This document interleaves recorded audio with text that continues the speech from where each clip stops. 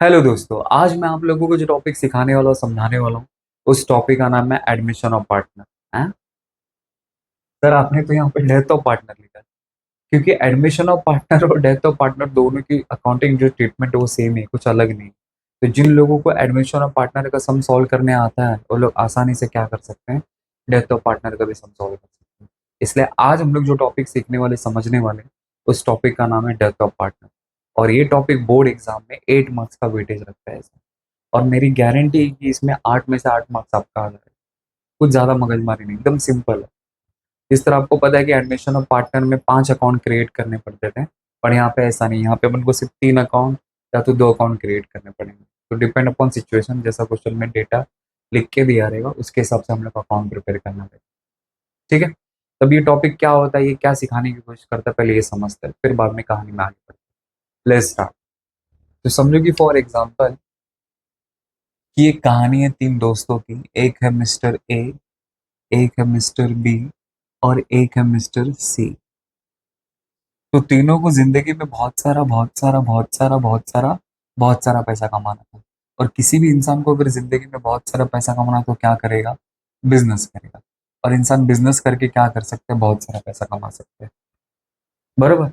तो तीनों ने मिलके जब पार्टनरशिप बिजनेस शुरू किया, तीनों ने मिलके जब पार्टनरशिप बिजनेस शुरू किया, तो पार्टनरशिप बिजनेस शुरू करते समय इन लोगों ने डिसाइड किया कि बिजनेस में जो भी प्रॉफिट होगा, जो भी लॉस होगा, हम लोग उसको आपस में रेशियो के हिसाब से डिस्ट्रीब्यूट करके लेंगे।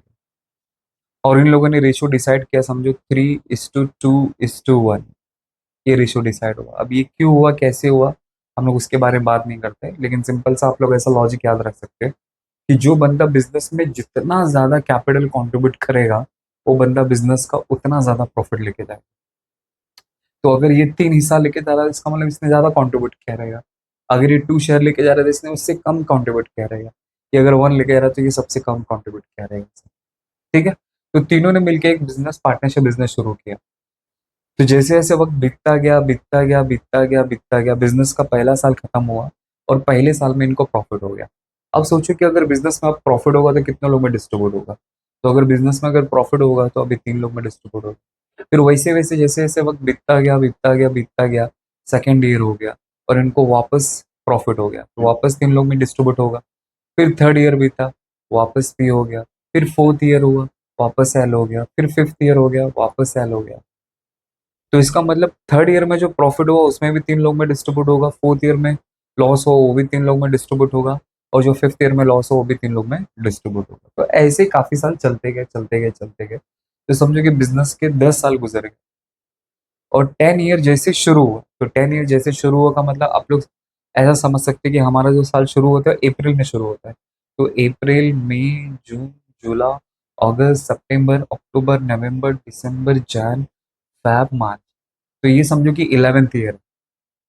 अब इस 11th ईयर में समझो कि अगस्त के महीने में बी नाम का जो पार्टनर है ना, उसको एच बी हो गया, मतलब उसको हार्ट अटैक आ गया, एच टी हो गया, सॉरी। बी नाम का जो पार्टनर था उसकी डेथ हो गई। अब डेथ होने के बाद अब क्या होगा कि सबका रोना धोना होगा जो नॉर्मल होता है। तो वो सब होने के बाद फिर फाइनल ये कंक्लूजन निकाला जाएगा कि बी नाम के जो पार्टनर की डेथ हुई है, तो बिजनेस के अंदर उसका कितना पैसा बनता है, बिजनेस के अंदर उसका कितना पैसा बनता है, वो उनको क्या करना पड़ेगा, कैलकुलेट करना पड़ेगा। और कैलकुलेट करने का जो आंसर आएगा या जो वैल्यू आएगी, वो क्या करेंगे, ऊपर जाके उसको दे के आएंगे। ऐसा है क्या? ऐसा नहीं है। तो उसके मरने के पहले का जितना भी उसका प्रॉफिट बनता है, उसकी हिस्सेदारी बनती है, वो सारा का सारा पैसा हम लोग क्या करेंगे मालूम है? उसके घर वाले को पे करेंगे, उसके वारिस को पे करेंगे।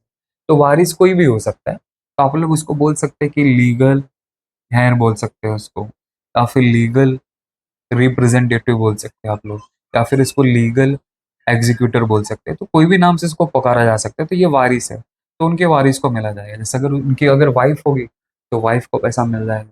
अगर वाइफ नहीं है तो उसके मॉम डैड को पैसा मिल जाएगा।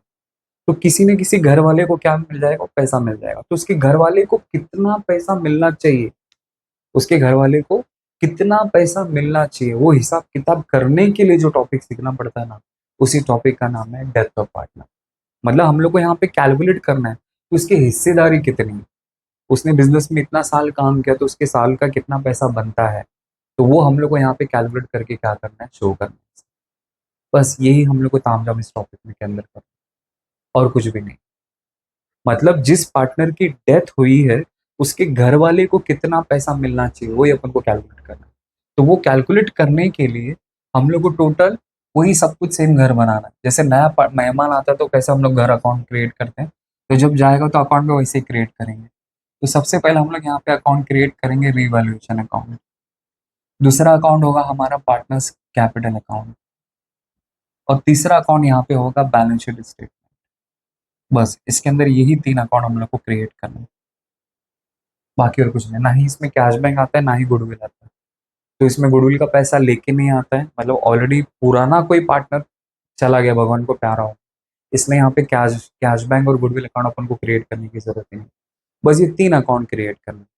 बट क्वेश्चन में सिचुएशन वाइज आपको क्या क्वेश्चन लिख के दिया रहेगा, तो मैं जैसा क्वेश्चन आएगा मैं वैसा आपको बताऊंगा। तो फिलहाल आप लोग ऐसा माइंड में सेट कर लो कि टोटल इसमें हम लोग को तीन अकाउंट क्रिएट करना, revaluation account, partners capital account और तीसरा बैलेंस शीट स्टेटमेंट। इसमें कोई इंटरव्यू भी कुछ भी नहीं है, सीधा हम लोग को क्या करना है, जस्ट लाइक एडमिशन में हम लोग जैसे सम सॉल्व करते थे वैसे ही यहाँ पे अपन को सम सॉल्व करके दिखाना है। ठीक है, आई होप आपको समझा रहेंगे। ठीक है, चलो अभी हम लोग क्वेश्चन की तरफ मूव ऑन करते हैं। तो देखो पेज नंबर 202, तो ये जो मैं क्वेश्चन लेने वाला हूँ गवर्नमेंट बुक से लेने वाला हूँ। तो गवर्नमेंट बुक में जो भी अनसॉल्व क्वेश्चन मैं इनको कराने वाला हूँ। तो page number 202, 202 and question number 1 देखो क्या लिख के दिया। तो लिख के दिया कि Rajesh, Rakesh and Mahesh were equal partners. Rajesh, Rakesh, Mahesh नाम के तीन इक्वल पार्टनर्स है। On 31st March 2019 their balance sheet was as follows. 31st March 2019 हमें लिख के दिया, लाइबिलिटीज लिख के दिया, अमाउंट लिख के दिया, एसेट लिख के दिया, अमाउंट लिख के दिया। तो यहाँ पे डिस्कशन उसी तरह करेंगे जिस तरह हम लोग एडमिशन ऑफ पार्टनर में करते थे। तो इसमें डिस्कशन कैसे होगा, तो देखो, तो रिवोल्यूशन के बारे में बाद में बात करते हैं। तो सबसे पहला है पार्टनर्स कैपिटल अकाउंट। तो पार्टनर से रिलेटेड जो भी इंफॉर्मेशन होगा वो पार्टनर्स कैपिटल में है, और बैलेंस शीट से रिलेटेड जो भी होगा वो बैलेंस शीट में है। वही चीज अपन को करनी है। ठीक है, तो देखो, तो सबसे पहले लिख के दे capital account Rakesh, Rajesh and Mahesh. तो राजेश, राकेश, महेश कहाँ पे जाएगा, तो ये तीनों बिजनेस के पार्टनर है इसलिए इनका पैसा पार्टनर्स कैपिटल अकाउंट में जाएगा। फिर लिख के दिया संडी क्रेडिटर। तो जरा चेक करो कि संडी क्रेडिटर नाम का कोई घर बना रहा हूँ क्या मैं, नहीं। तो संडी क्रेडिटर आपको लाइबिलिटीज में लिख के दिया इसलिए लाइबिलिटीज में जाएगा। उसी तरह बिल्स पेबल, तो बिल्स पेबल भी लाइबिलिटीज में जाएगा। बैंक लोन भी लाइबिलिटीज में जाएगा। मतलब जिसका घर आपने नहीं बनाया है तो जो आइटम आपको जहां पे लिख के दिया है उसको वहीं पे आपको रिकॉर्ड करना पड़ेगा। इसलिए संडी क्रेडिटर नाम का तो मैंने कोई घर नहीं बनाया, तो संडी क्रेडिटर आपको जहां पे लिख के दे उसको वहीं पे रिकॉर्ड करेंगे। इसलिए संडी क्रेडिटर लायबिलिटी में जाएगा, बिल्स पेबल भी लायबिलिटी में जाएगा, बैंक लोन भी क्या होएगा, लायबिलिटी में जाएगा, क्योंकि मैंने उसका घर ही नहीं बनाया, सिर्फ मैंने तीन घर बनाए। फिर उसी तरह असेट्स में आ गया। तो असेट्स में सबसे पहला लिख के दिया लैंड एंड बिल्डिंग। तो जरा चेक करो कि मैंने कोई लैंड एंड बिल्डिंग नाम का कोई घर बनाया क्या, नहीं बनाया। तो जो आपको जहां पे लिख के है उसको वहीं पे रिकॉर्ड करना पड़ेगा। इसलिए लैंड एंड बिल्डिंग भी कहाँ पे जाएगा, असेट्स में। फर्नीचर भी असेट्स में, डेटर भी असेट्स में, स्टॉक भी असेट्स में, कैश भी असेट्स में। ठीक है, फिर आगे लिख के देखिए mister Rajesh died on the 30 जून 2009। तो मिस्टर राजेश 30 जून 2019 को भगवान को प्यारा हो गया, मतलब चला गया। And the following adjustment were agreed as follows. तो फर्स्ट एडजस्टमेंट लिख के दिए, the furniture was to be adjusted, it's a market price of ₹3,40,000। Okay, तो फर्नीचर का जो वैल्यू हो गया ना अभी वो 3,40,000 हो गया। तो फिलहाल फर्नीचर आपको जहाँ पे भी नजर आ रहा है वहाँ पे डॉट मार लो, बाद में डिस्कस कर लेंगे इसका क्या करने का। Land and building was to be depreciated by 10%। Land and building का वैल्यू 10% कम करना है, तो लैंड एंड बिल्डिंग पे डॉट मार लो। प्रोवाइड आरडीडी 5% ऑन डेटर, तो डेटर के ऊपर आप लोग डॉट मार लो। And the profit up to the date of death of Mr. Rajesh is to be calculated on the basis of the last year profit was which was ₹1,80,000। अब ये क्या है मैं आपको बाद में बताता हूँ इसका क्या करने का है। तो इसके लिए अपन किसके ऊपर डॉट भी नहीं मार सकते, बस इसको याद रखना है कि कुछ तो इसका कैलकुलेशन करने का तरीका है। ठीक है, और नीचे देखो क्या लिख के दिया, बोले कि prepare profit and loss adjustment account, partners capital account और बैलेंस शीट। तो अपन को तीन घर बनाने यहाँ पे बोला। तो रिवैल्यूएशन का दूसरा नाम क्या रहता है, profit and loss adjustment account. अब ये रिवैल्यूएशन क्या होता है, तो मैंने आपको एडमिशन ऑफ पार्टनर में सिखाया है। तो इसमें जनरली क्या होता है कि असेट्स और लाइबिलिटीज में जो भी वैल्यू इंक्रीज और डिक्रीज होता है उसी को यहाँ पे अपन रिवोल्यूशन अकाउंट में क्या करते हैं, रिकॉर्ड करते हैं। अब क्या होता है कैसा होता है तो प्लीज एडमिशन ऑफ पार्टनर वाला चेकआउट कर लेना, आपको पता चल जाएगा। ठीक है, तो अब मैं डायरेक्ट फॉर्मेट बना के सबको स्टार्ट करता हूँ।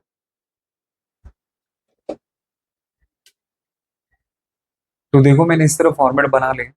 तो सबसे पहले मैंने अकाउंट बनाया profit and loss adjustment account, then partners capital account, then balance sheet. तो आप लोग ऐसा कर सकते हैं कि फर्स्ट पेज पे हाफ हाफ पेज आप लोग प्रॉफिट एंड लॉस एडजस्टमेंट बना सकते हैं, सेकंड हाफ में आप लोग partners capital account and balance sheet के लिए आप लोग फुल पेज, उसके नेक्स्ट पेज पे वर्किंग नोट। इसमें वर्किंग नोट बहुत इंपॉर्टेंट है। ठीक है, तो हमने इस तरह अकाउंट क्रिएट कर लिया। अब आ जाओ क्वेश्चन की तरफ। तो देखो क्वेश्चन में सबसे पहला हम लोग को लिख के दिए लायबिलिटीज। लायबिलिटीज में सबसे पहले लिख के दिए कैपिटल। कैपिटल किसका, राजेश राकेश और महेश का कैपिटल लिख के दिए, इसलिए इनका पैसा कहाँ पे जाएगा, पार्टनर्स कैपिटल अकाउंट में जाएगा। ये तो बात सही है, बट सवाल ये उठता है कि उनका पैसा डेबिट में जाएगा कि क्रेडिट में जाएगा। तो मैंने आपको हमेशा बताया कि लायबिलिटीज का मतलब क्या होता है, क्रेडिट होता है। यहाँ पे बता देता हूँ। तो लायबिलिटीज का मतलब क्या होता है, क्रेडिट होता है, और असेट्स का मतलब क्या होता है, डेबिट होता है। तो लायबिलिटीज में जो कुछ भी लिख के दिया रहेगा वो हमेशा किसी न किसी अकाउंट के क्रेडिट में जाएगा, और असेट्स का मतलब क्या होता है कि वो हमेशा किसी न किसी अकाउंट के डेबिट में जाएगा। तो ये क्रेडिट में जाएगा, और क्रेडिट में हमेशा स्वागत किससे करेंगे, बीडी से करेंगे। तो लिखेंगे बाय बैलेंस ब्रॉट डाउन। तो पार्टनर्स के कैपिटल को बाय बैलेंस ब्रॉट डाउन करके शो करेंगे। तो राजेश का कैपिटल कितना है, 5 लाख का, 2 लाख एंड 2 लाख। ठीक है, मतलब पार्टनर्स के कैपिटल को हमेशा आप लोग को पार्टनर्स कैपिटल अकाउंट के क्रेडिट में लिखना है, और उसके लिए ओपनिंग बैलेंस करके शो करना पड़ेगा, इसलिए उसको टेक्निकल भाषा में बाय बैलेंस बीडी करके शो करते हैं। हो गया। फिर उसके बाद हमें लिख के दिए संडी क्रेडिटर। तो जरा चेक करो कि संडी क्रेडिटर नाम का हमने कोई घर बनाया क्या, नहीं बनाया।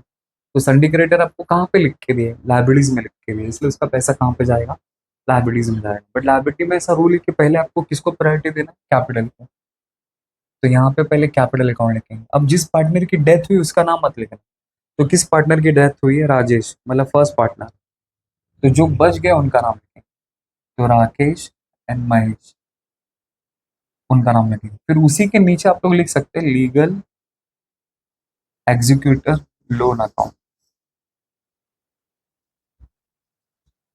एग्जीक्यूटर अकाउंट फिलहाल अभी लिखो माइंड सेट करने के लिए। मतलब उनके पास पैसा नहीं होता है तो उसको एज अ लोन करके ट्रीट करते हैं कि हमने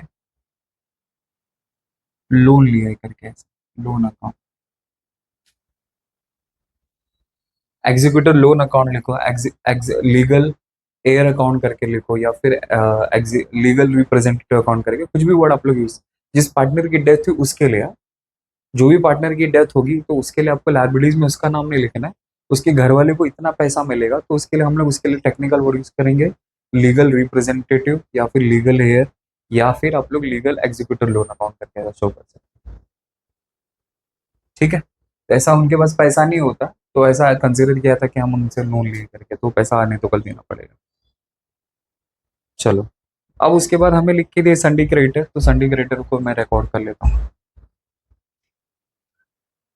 तो क्या संडी क्रेडिटर के ऊपर डॉट है क्या, नहीं। तो जिस पे डॉट नहीं रहेगा सीधा आउटर कॉलम में जाएगा।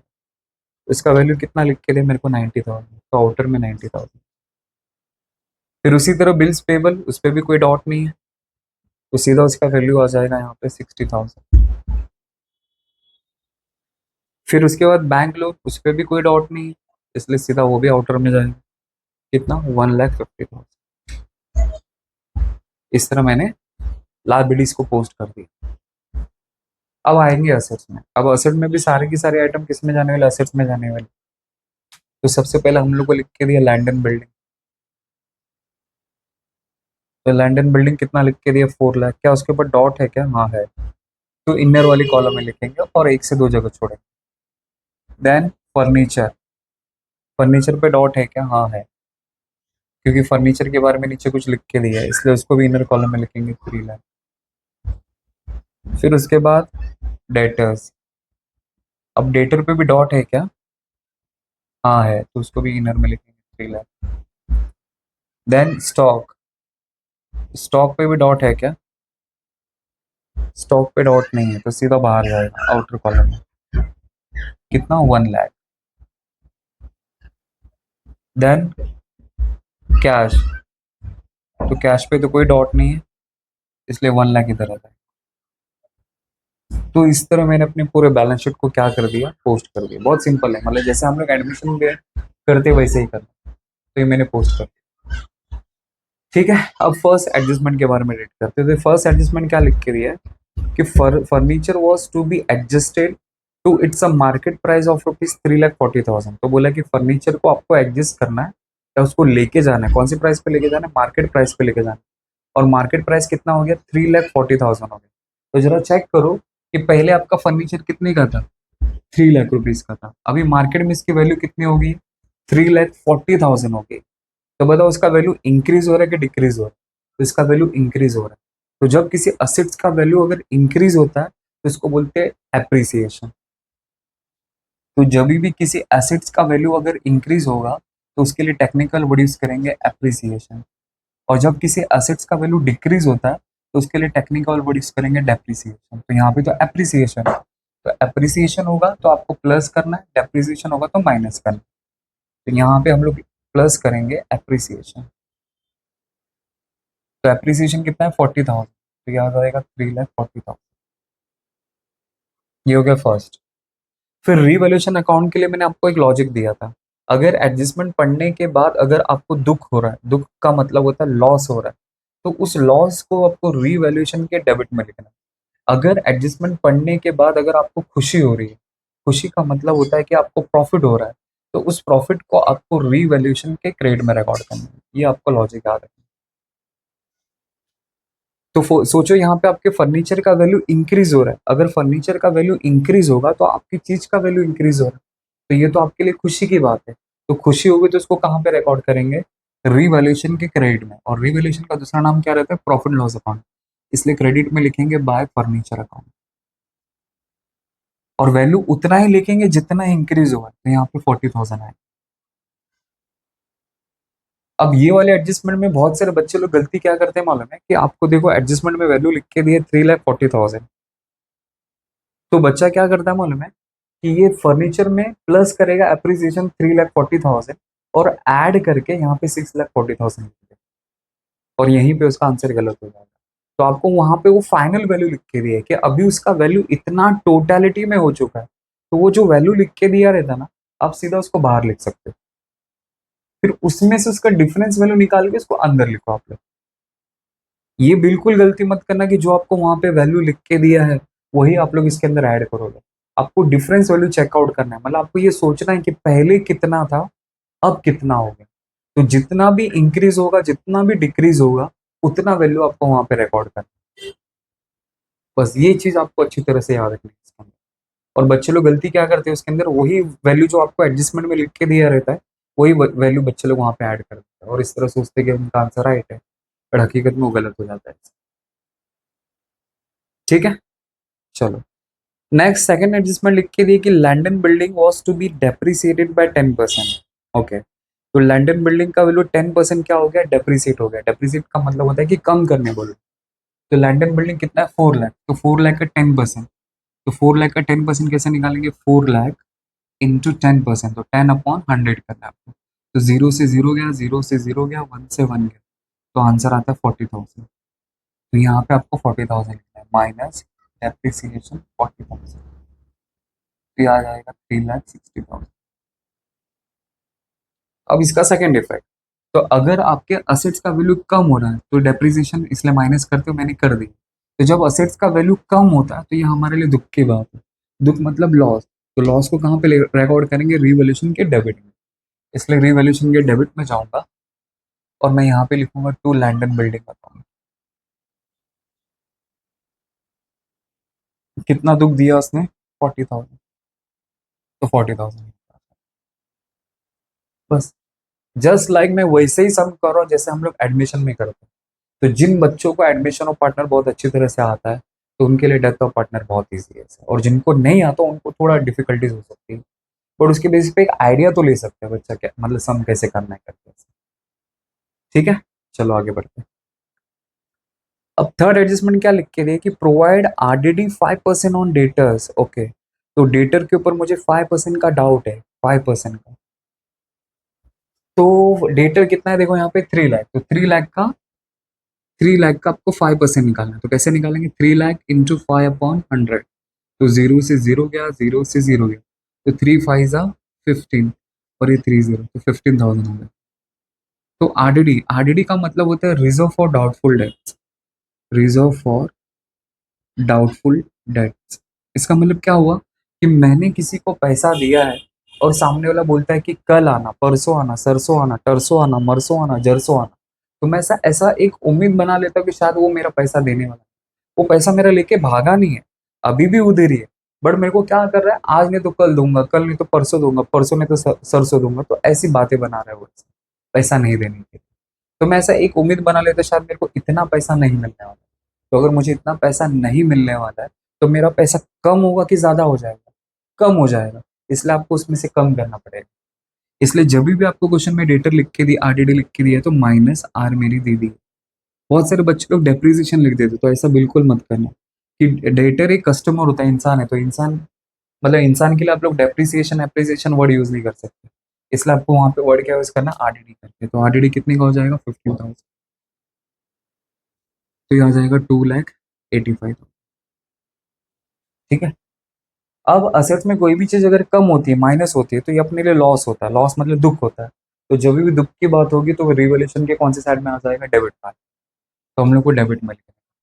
तो मैं लिखूंगा टू आरडीडी अकाउंट। कितने का दुख हो गया, 15,000। तो यहाँ पे 15,000 हो गया।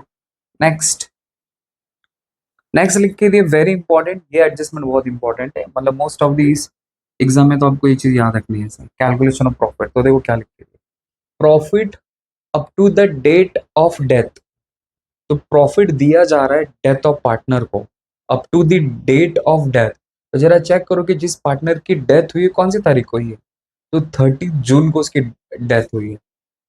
तो देखो, तो मैं यहाँ पे टाइम पीरियड लिख रहा हूँ, तो अप्रैल मई जून जुलाई अगस्त सितंबर अक्टूबर नवंबर दिसंबर जैन फेब मार्च, यहाँ पे मैंने टाइम पीरियड लिख दिया है। ठीक है। अब जो पार्टनर है उसकी जो डेथ हो रही है ना, वो 30 जून को हो रही है, 30 जून। तो इसका मतलब मरने के पहले उसने कितना महीना काम किया बिजनेस के अंदर, 3 महीना, 1 2 3, क्योंकि 30 जून है। अगर वही समझो यहाँ पे अगर 1 जून होता ना, तो मैं 2 मंथ्स कंसिडर करता। बट यहाँ पे 30 जून है, इसलिए 3 महीने का यहाँ पे कैलकुलेशन है। ठीक है। तो मरने के पहले उसने 3 महीना काम किया, तो 3 महीने का उसको प्रॉफिट दिया जा रहा है। कैसे दिया जा रहा है वो आगे लिख के दिया है कि to be calculated on the basis of the last year profit which was 1,80,000। Okay, तो लोग यहाँ पे ऐसा बोल रहे हैं कि पिछले साल हम लोग को 1,80,000 का प्रॉफिट हुआ था, उसके बेसिस पे हम लोग उसको इतना प्रॉफिट देना चाहते हैं। ठीक है, तो निकाल लेते हैं। तो कैसे निकालेंगे, 1,80,000 इंटू 3 महीना काम किया ना, तो 3/12 इंटू उसका शेयर क्या है, तो उसका शेयर अब क्वेश्चन में देखो ऊपर लिख के दिया है, इक्वल पार्टनर है। तो जब भी क्वेश्चन में अगर आपको इक्वल पार्टनर लिख के दिया रहेगा, तो आपका रेशियो हो जाएगा 1:1:1, क्योंकि इसमें 3 पार्टनर है। तो अभी क्या करो, तीनों रेशियो को एक साथ ऐड करो, तो ऐड करूंगा तो 3 हो जाएगा। तो ये 1/3, 1/3, 1/3। तो पहले पार्टनर का नाम क्या है, राजेश। तो राजेश का शेयर कितना हो गया, 1/3, इसलिए यहाँ पे आ जाएगा 1/3। अब बस, अब जो जो काट सकते काट दो। तो यहाँ पे आएगा 3 से 3 गया, नहीं इजी करते हैं ना, ज़्यादा लेंदी हो जाएगा।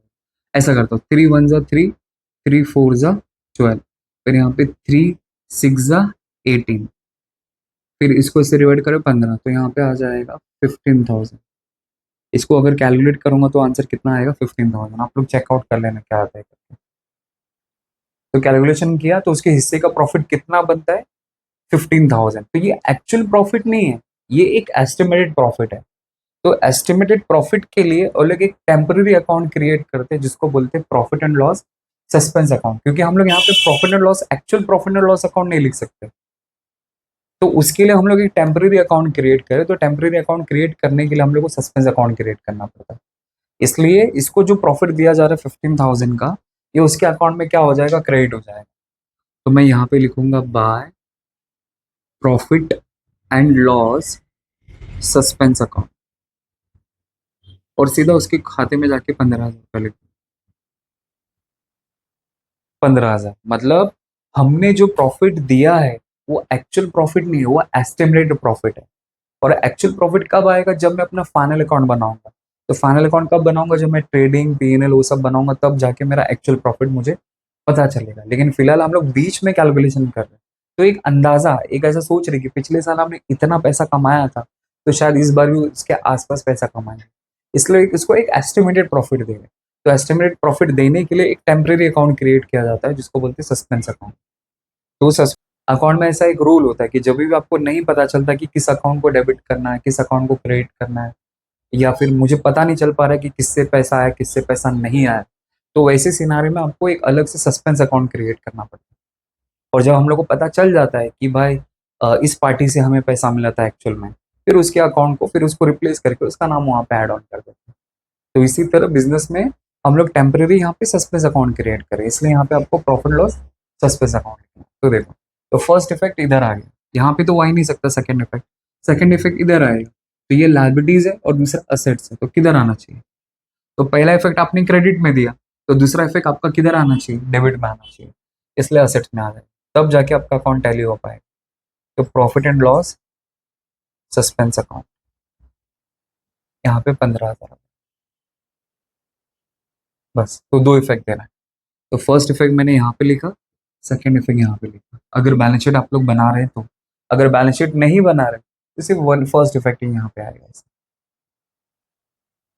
ठीक है, बस हो गया। अब हम लोग को क्या करना है? अपने अकाउंट को क्लोज करना है। तो सबसे पहले हम लोग profit and loss adjustment account close करेंगे। तो जरा चेक करो कि कौन सा साइड आपको ज्यादा दिख रहा है। तो आई थिंक डेबिट साइड ज्यादा है, तो जो साइड ज्यादा रहेगा दोनों तरफ, यहाँ पे 55 लिखा, यहाँ पे 55 लिखा। 55 में से 40,000 गया, तो डिफरेंस कितना आएगा? 15,000। तो जो भी डिफरेंस आएगा उसके सामने लिखेंगे by profit and loss account. तो क्रेडिट में जो डिफरेंस आता है वो क्या शो करता है? Loss on revaluation. आप लोग ये वर्ड भी लिख सकते हैं। अगर डेबिट में अगर वही डिफरेंस आता तो ये, इसके लिए भी टेक्निकल वर्ड तो आपको पीएनएल ही लिखना है, लेकिन डेबिट में जो आंसर है तो वो क्या शो करता है? प्रॉफिट शो करता है। तो आप लोग इसको बोल सकते हैं प्रॉफिट ऑन रिवैल्यूएशन। तो ये आपको ऑब्जेक्टिव के लिए काम आ सकता है, इसलिए मैं यहाँ पे बता रहा हूँ। क्रेडिट में मतलब डेबिट में डिफरेंस है, क्रेडिट में डिफरेंस है, आपको वर्ड तो प्रॉफिट एंड लॉस अकाउंट लिखना है। लेकिन डेबिट वाला जो आंसर है वो क्या शो करता है? डेबिट वाला आंसर आपका प्रॉफिट शो करता है, और क्रेडिट वाला जो आंसर है वो क्या शो करता है? आपका लॉस शो करता है। वो चीज याद रखना, ठीक है। अब जो क्रेडिट में डिफरेंस आया है वो नेक्स्ट अकाउंट के डेबिट में चला जाएगा, तो मैं यहाँ पे लिखूंगा to profit and loss account. तो 15,000 है, तो 15,000 को तीनों पार्टनर में डिस्ट्रीब्यूट करेंगे, तो उनका जो रेशियो इक्वल है। तो 15 को 3 से डिवाइड करेंगे, क्योंकि तीन पार्टनर है, तो सबके हिस्सेदारी पता चल जाएगा। तो इसको 5,000, इसको 5,000, इसको 5,000 हो गया। अब इस अकाउंट को क्लोज करेंगे, ठीक है। तो अभी इसको क्लोज करते हैं।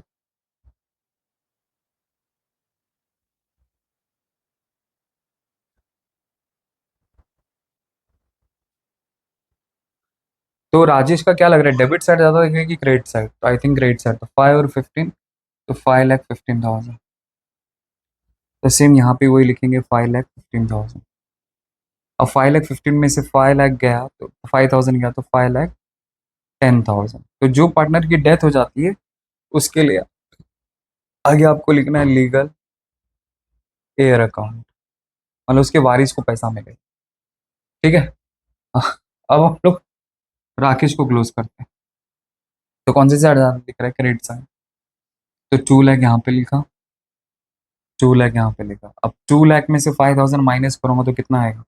1,95,000। आपको सेम लेवल पे नहीं लिखना, नीचे लिखना है, नीचे, क्योंकि इसके लिए अलग वर्ड है, इन दोनों के लिए अलग वर्ड है ना। तो जिसके लिए अलग वर्ड है उसको अलग लिखेंगे, जिसके लिए दूसरा अलग वर्ड है उसके लिए अलग लिखेंगे। तो ये ऊपर लिखा है, ये मैंने नीचे लिखा है। अब उस तरह इसको भी क्लोज करेंगे। तो इसका भी क्रेडिट साइड हैवी, तो जो साइड हैवी होगा दोनों तरफ लिखेंगे 2,00,000, 2,00,000। तो 2,00,000 में से 5,000 गया, तो इसका भी डिफरेंस कितना आएगा? 1,95,000। अब इनके लिए टेक्निकल वर्ड यूज करना है। देखो, जब आपने अकाउंट ओपन किया तो बीडी लिखा, तो जब क्लोज करेंगे तो टू बैलेंस सीडी।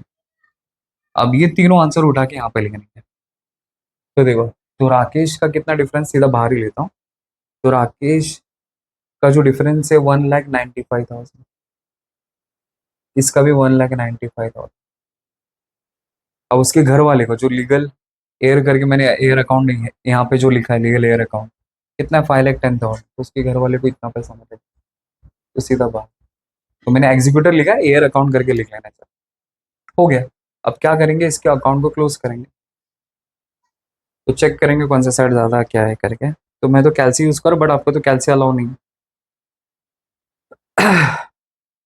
तो मैं सबको ऐड कर रहा हूँ।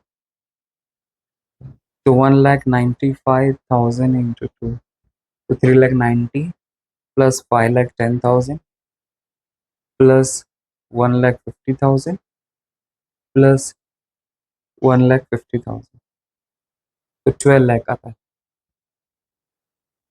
12 लाख। 12 लाख मैंने यहाँ पे लिख दी, अब इसका नहीं। तो 3,60,000 plus 3,40,000 plus 2,85,000 plus 2 lakh plus 15,000, वो 1,500 दिख रहा है। 15,000, तो ये चमत्कार हो जाएगा कि दोनों के दोनों टोटल सेम आ जाएंगे। 12 लाख 12 लाख, ये भी सेम 12 लाख है और ये भी 12 लाख है। बस इस तरह आपको डेथ ऑफ पार्टनर की सम को सॉल्व करना।